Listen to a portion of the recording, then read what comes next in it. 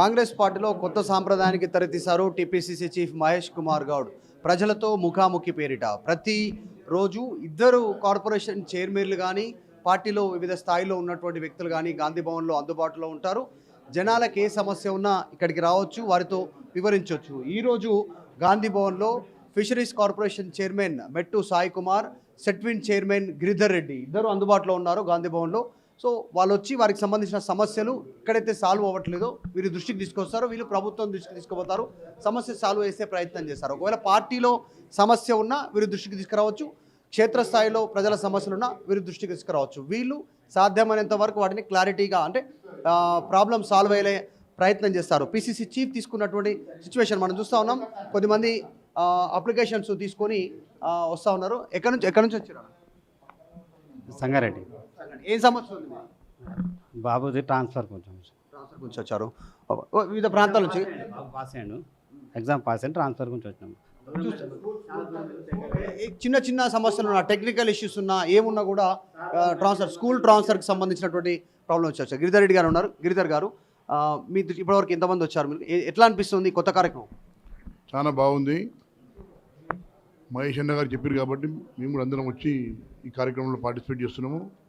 ప్రజలకు సేవ చేయాలనే లక్ష్యంతో కాంగ్రెస్ పార్టీ ముందుకు పోతుంది. ఏ ప్రాబ్లం ఉన్నా గాంధీ భవన్కి వచ్చి ఈ ప్రజావాణిలో ఫేస్ టు ఫేస్ కార్యక్రమంలో ఏ సమస్య ఉన్నా పరిష్కారం చేయడానికి కృషి చేస్తున్నాం. ఈరోజు నేను మెట్టు సాయి గారు ఇద్దరం కూడా ఉన్నాం. మాకు ఈరోజు టైం ఇచ్చినారు. ఈరోజు పొద్దున్న 10 o'clock నుంచి 1 o'clock వరకు ఇక్కడనే ఉంటున్నాం. అన్ని సమస్యలు ఏ సమస్య వచ్చినా తీసుకొని దాని పరిష్కారం దశగా కృషి చేస్తున్నాం. రోజువారీగా జరుగుతూ ఉంది కార్యక్రమం.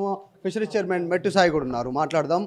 మీ దృష్టికి ఏమొచ్చాయి సమస్యలు? అంటే ఎట్లాంటి సమస్యలు వస్తున్నాయి జనాలు?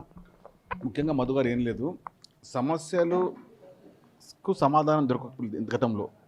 ఇప్పుడు సమస్యలు ఇంటికి వచ్చి పరిష్కారం అయ్యే విధంగా ముందుకెళ్తా ఉన్నాం. మనము ప్రజాపాలన ఉన్నాం కాబట్టి ప్రజల సమస్యలు తీర్చాలా, ఆ సమస్యల్లో మనం భాగస్వామ్యం కావాలా. ఆ సమస్య పరిష్కరించే సమయంలో కూడా కాంగ్రెస్ పార్టీ పైన పూర్తి నమ్మకం, రేవంత్ రెడ్డి గారికి పైన పూర్తి నమ్మకం, అదేవిధంగా మనం వెళ్ళే ప్రతి పనిని సక్రమంగా చేసేయాలని మనకు నమ్మకంతో ముందుకెళ్లే విధంగా ముఖ్యమంత్రి రేవంత్ రెడ్డి గారు, పీసీసీ మహేష్ కుమార్ గౌడ్ గారు ఏ విధంగా అయితే మంత్రులు వారి యొక్క ముఖాముఖి కార్యక్రమం పాల్గొంటున్నారో అదేవిధంగా తోటి చైర్మన్లుగా 43 మంది చైర్మన్లు ఉన్నారు. కాబట్టి ప్రతిరోజు ఒక 2 చైర్మన్లని వారి యొక్క సమయం అనుకూలంగా బట్టి ఉదయం 10 గంటల నుంచి మధ్యాహ్నం 1 గంట వరకు ఈరోజు నన్ను, మెట్టు సాయి కుమార్ గారిని అండ్ గిరిధర్ రెడ్డి గారిని ఇవ్వడం జరిగింది. మా ఉద్దేశం ఏంటంటే మాకు ఇచ్చిన పదవిని ఏ విధంగా ప్రజలకు పని చేయాలి, మేము ఏ విధంగా ప్రజలకు చేరువగా. నిజంగానే గత ప్రభుత్వంలో కానీ ఇట్లాంటి కార్యక్రమం జరగలేదు. చాలా మంది కార్పొరేషన్ చైర్మన్లు ఉండే కాంగ్రెస్ అధికారులు. ఈ కొత్త కార్యక్రమం ఎట్లా నిజంగానే మంచిగా అనిపిస్తుందా? ఇంటరాక్ట్ అయ్యే అవకాశం ఉంటుంది. వివిధ ప్రాంతాల నుంచి వస్తారు. ఒక అతను సంగారెడ్డి నుంచి వచ్చారు, వివిధ ప్రాంతాల నుంచి ముఖ్యంగా రాష్ట్ర నలుమూలల నుంచి. అంటే గాంధీ భవన్ అనేది ప్రజల సమస్యలను ఎప్పుడైనా తీర్చే విధంగా ఉంటుందని చెప్పి గతంలో మేము ప్రతిపక్షాలు ఉన్నప్పుడు కూడా అదేవిధంగా వచ్చేది, అదేవిధంగా వస్తున్నారు. ఎందుకంటే పూర్తి విశ్వాసం, పూర్తి నమ్మకం కాంగ్రెస్ పార్టీ పైన ఉంది. కాబట్టి ఎట్టి పరిస్థితుల్లో గాంధీ భవన్కి వస్తే మా సమస్య పరిష్కారం అవుతాయి. సెక్రటరీకి వస్తే మా ఉద్దేశంతో ప్రజలు ప్రత్యేకంగా ఎప్పుడు రావాలనే ఉద్దేశంతో ప్రత్యేకంగా వాళ్ళు వస్తే జరుగుతుంది. ఎందుకంటే నమ్మకం ఏర్పడిన తర్వాత ఆ నమ్మకాన్ని కాంగ్రెస్ పార్టీ ఎప్పుడు నిలబెట్టుకుంటుంది. ప్రజల సమస్యలను తీర్చాలనే ఉద్దేశంతో ప్రత్యక్షంగా, పరోక్షంగా, నేరుగా మేము వరకు అందుబాటులో అవుతున్నాం. బంకచర్ల ప్రాజెక్టుకి సంబంధించి ఉత్తమ్ కుమార్ రెడ్డి మంత్రి ఆయన కార్యాలయంలో సెక్రటరియట్లో ఒక పవర్ పాయింట్ ప్రెజెంటేషన్ ఇచ్చారు. ముఖ్యమంత్రి పాల్గొన్న సందర్భంలో వీడియో వైరల్ చేస్తూ ఉన్నారు బీఆర్ఎస్. నిన్న హరీష్ రావు కూడా మాట్లాడారు. బంకచర్ల ప్రాజెక్టు గురించి ముఖ్యమంత్రి రేవంత్ రెడ్డికి ఏం తెలీదు, సబ్జెక్ట్ లేదు, అసలు బేసిన్ల గురించి బేసిక్ నాలెడ్జ్ లేదు. తర్వాత ఆంధ్రప్రదేశ్ ముఖ్యమంత్రికి లొంగిపోయినట్టుగా కనపడుతున్నారు. అంటే బంకచర్లకు యాక్సెప్ట్ చేసినట్టుగా కనిపిస్తూ ఉన్నారు. మాకు 1000 టీఎంసీలు గోదావరి బేసిన్లో, మరొక బేసిన్లో 500 టీఎంసీలు అవకాశం ఇచ్చి మిగతా నీళ్లు మీరు తీసుకుపోరని చెప్తున్నారు. అంటే ఇంకా అడుక్కునే స్టేజ్లో ఉన్నారు, ఆ బుద్ధి పోవట్లేదు అనేటువంటి స్టేట్మెంట్ చేశారు. నేను హరీష్ రావు గారికి ఎన్నిసార్లు చెప్పినా ఆయన బుద్ధి మారదు. ఫస్ట్ పాయింట్, ఆయనకు అసలు దిమాగ్ ఉందా లేక దిమాగ్ దొబ్బిందా అర్థం కాదు. టీం ముందుకు వస్తే అన్ని పచ్చాబద్దాలు, జూడాకోరి మాటలు. బట్టేబాజీ మాట్లాడడంలో హరీష్ రావు మామూలు మించిన అల్లుడు. బట్టేబాజీ మాట్లాడడంలో కేసీఆర్ని మించింది ఎవరు ఉన్నారు నాయన తెలంగాణ రాష్ట్రంలో? హరీష్ రావు మాత్రమే. చిల్లరగా మాట్లాడతాడు, చీప్గా మాట్లాడతాడు. అసలు మాట్లాడేదని తెలుసా అసలు? అరే నాయన మీరే కదా, మీ మామనే కదా రాయలసీమకి వెళ్ళి చేపల పులుసు తిని రాయలసీమ సస్యామం కావాలని చెప్పింది అన్న మాటలు ఎవరు? మీరే కదా. ఎందుకు ఇంకా చిల్లర మాట్లాడతారు? మేము బాజాప్తాగా కొట్లాడుతున్నాము, మా వాటా మాకు కావాలి, మా నీరు మాకు కావాలి, నిధులు, నియామకాలు, నీళ్లు. ఇదే కదా తెలంగాణ నినాదము. ఈ నినాదాన్ని పక్కన పెట్టి నిధులు మీ ఇంటికే, నీళ్లు పక్కనకి ఇచ్చేసారు, నియామకాలు మీ ఇంటికి వచ్చినాయి. కాంగ్రెస్ పార్టీ ముఖ్యమంత్రి రేవంత్ రెడ్డి గారు చెప్పిన ఒకటే మాట, కాంప్రమైజ్ అయ్యే ముచ్చట్లేదు, మా మాట మాకు కావాలి. తెలంగాణ ప్రజల హక్కుని ఏ కోశానికి కూడా ఇబ్బంది పెడితే ఎవరినైనా కూడా వదలమని బాధ్యత చెప్పిండు. మేము మీలాగా ఆంధ్రాకి వెళ్ళి ములాఖాత్ చేసుకొని జగన్తో మంచిగా ముచ్చట్లు పెట్టుకొని రాయలసీమకి వెళ్ళి చేపలు తినలేమేము. చిల్లర మాట్లాడే ముందు హరీష్ రావు గారు కొంచెం మీకు ఏమైంది? ఈ మధ్యలో హరీష్ రావు గారికి మనోవేదన ఏర్పడింది, అంతర్గత మనోవేదన. నన్ను మామకు తగ్గ అల్లునైతే మామ తర్వాత నేనే అధ్యక్షత అనుకున్నామో, అది రాజకీయ వ్యవహారం ఉండొచ్చు, కానీ ఎప్పుడైతే మీరు ఇట్లా మాట్లాడుతున్నారో అప్పుడు తెలిసిపోయింది మీకు మీ లోపల ఒక మనోవేదన వ్యాధి ఏర్పడింది. ఆ వ్యాధినికి సక్రమంగా చికిత్స చేయించుకోండి. ఇష్టం వచ్చినట్టు మాట్లాడతాము, ముఖ్యమంత్రి గారిని మేము మాట్లాడిస్తాము, నోరుందిగా తొలుతాము అంటే ఈయన వాడు ఎవడు ఇక్కడ సిద్ధంగా లేడు. హరీష్ రావు గారు మీ మాటల అదుపులో పొదులు పెట్టుకోండి. ఎమ్మెల్సీ కవిత రౌండ్ టేబుల్ సమావేశం ఏర్పాటు చేసింది.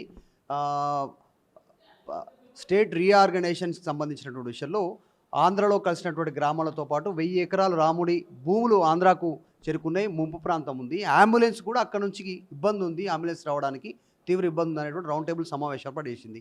దానికి సంబంధించి ఏంది భద్రాచలంలో ముంపు గ్రామాలపైన ఆమె రౌండ్ టేబుల్. నేను ఒక మాట అడుగుతాను, ఏమనుకోవద్దు. 2014లో మీ నాయన ముఖ్యమంత్రి అయినప్పుడు మీరే కదా ఈ మండలాలన్నీ ఆంధ్రలో కలిపింది. ఎందుకు ఈ ముచ్చట్లు మాట్లాడతారు? ఎందుకు ఈ కళ్ళగుబ్బలి కబుర్లు చెప్తుంటారు? ఇంకెన్ని రోజులు ప్రజానికాన్ని ఇంకా ఇబ్బంది పెడతా ఉంటారు? ఇంకెందుకు ఇంకా తెలంగాణ వాదాన్ని, తెలంగాణ పదాన్ని, తెలంగాణ ప్రజలని, తెలంగాణ ప్రజా సంఘాలని, తెలంగాణ ఆమె కుటుంబాలను మోసం చేసి మీరే కదా. మళ్ళీ ఇప్పుడు కూడా అదే మాటలు, ఇప్పుడు కూడా అదే ముచ్చట్లు. కొంచెం సిగ్గ అనిపిస్తుంది మాట్లాడడానికి. అరే ఏం మాట్లాడుతున్నారు మీరు? తెలంగాణ రాష్ట్రం ఏర్పడిన తర్వాత జూన్ 2 తర్వాత మీరే కదా, మీ తండ్రి గారే కదా రాష్ట్ర ముఖ్యమంత్రిగా ఉండి తెలంగాణ రాష్ట్ర మండలాలను ఆంధ్ర రాష్ట్రాన్ని కలిపేసి ఒక పల్లెత్తు మాట మాట్లాడలేదే, ఒక ముచ్చట చెప్పలేదే, ఒక పేపర్ స్టేట్మెంట్ ఇవ్వలేదే. ఎందుకంటే ఈ మాటలు మాట్లాడతారు? ఇప్పుడే గుర్తుంది, 11 ఏళ్ళ తర్వాత గుర్తొచ్చిందంటే ఈమె కూడా మతిమర్పు ఏందో చెప్తే చాలా బాగుంటుంది. ఇలా మాట్లాడే ముందు చిల్లరగా మాట్లాడతారండి, ఇంత ఘోరంగా మాట్లాడతారా? పోయి మీ నాన్న ముందు కూర్చొని ధర్నా చేయి, కేసీఆర్ గారి ముందు కూర్చొని ధర్నా చేయి. నాయన అప్పుడు తప్పు చేసినావు, మనం వెళ్ళి మనం బాధ్యత తెలంగాణ ప్రజలకు మనం క్షమాపణ చెప్తాము. తెలంగాణ ప్రజలని ఒక్కరిని మనము రోడ్డు మీదకి వచ్చినాం కాబట్టి బాధ్యతగా ఆ రౌండ్ టేబుల్ సమావేశం మీ నాయన ముందు కూర్చొని పెట్టండి. మెట్టిసాయి గారు, ఫోన్ ట్యాపింగ్ వ్యవహారం, ప్రభాకర్ రావు అమెరికా నుంచి వచ్చారు, విచారణకు హాజరవుతున్నారు. ఒక్కరి ఫోన్లు కాదు, ఏదో కొద్దిమంది అనుకున్న ప్రతిపక్ష నాయకుల టాప్ లీడర్సే కాదు, దాదాపు 1600 ఫోన్లు ట్యాప్ అయ్యాయి అనేటువంటి చర్చ జరుగుతూ ఉంది. ఫోన్ ట్యాపింగ్ గురించి ఏం చెప్తారు? మా ఆయన మచ్చండి, స్వేచ్ఛని హరించే విధంగా గత 10 సంవత్సరాలు బీఆర్ఎస్ పార్టీ ఎన్నో రకాలుగా వ్యవహారం చేసింది. అందులో కేవలం ఇది మచ్చుక మాత్రమే, చాలా రకంగా రాజకీయ వ్యవస్థను, ఆర్థిక వ్యవస్థను, మన రెవెన్యూ వ్యవస్థను, అదేవిధంగా పంచాయతీ వ్యవస్థ, ప్రతి వ్యవస్థని వీళ్ళు బాధ్యతగా మసిపూచి మాడికాయ చేసినారు. ఇప్పుడు చిల్లరగా మాట్లాడి ఒక వ్యవహారం చేసి తెలంగాణ రాష్ట్ర చర్యలు ఉంటాయా? ఫోన్ ట్యాపింగ్లో ఇంతవరకు విచారణనే సాగుతుంది, కేవలం అధికారులే పోయిరు, పోలీస్ అధికారులు మాత్రమే జైలుకు పోయిరు, వాళ్ళే బయటకు వచ్చారు. పొలిటికల్ అంటే నిజంగా ప్రెజర్ ఎవరుంది పైనుంచి, ఎవరు ఆదేశాలు ఇచ్చారు, బయటపడుతుందా కాంగ్రెస్ ప్రభుత్వం? చెప్పిన వాడు ఎంత పెద్ద నాయకుడైనా పర్లేదు, లోపలికి చట్టం తన పని చేసుకుని పోస్తుంది. అరెస్ట్ కావాల్సిందే, జైలు కూడా తినాల్సిందే.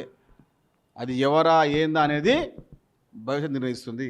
కానీ అధికారిని ప్రేరేపించింది ఎవరు, అధికారికి చెప్పింది ఎవరు, ఆ అధికారి ఎవరు చెప్తే ముందుకెళ్ళిండు, అది బాధ్యతగా చట్టపరంగా తీసుకుంటాం. చెప్పిన వాడు ఎవరైనా సరే, ఎంత పెద్ద నాయకుడైనా సరే వదిలిపెట్టే సమస్య లేదు. ఎవరు చేసిన గోతిలో వారు పడాల్సిన సమయం ఆసన్నమైంది. 100 లోతుల గోతుల్లోకి బీఆర్ఎస్ పార్టీని, ఆ నాయకులని బొందబెట్టే ప్రయత్నం తెలంగాణ ప్రజలు ప్రారంభించినారు. For latest updates on India Pakistan, download our TV Live app.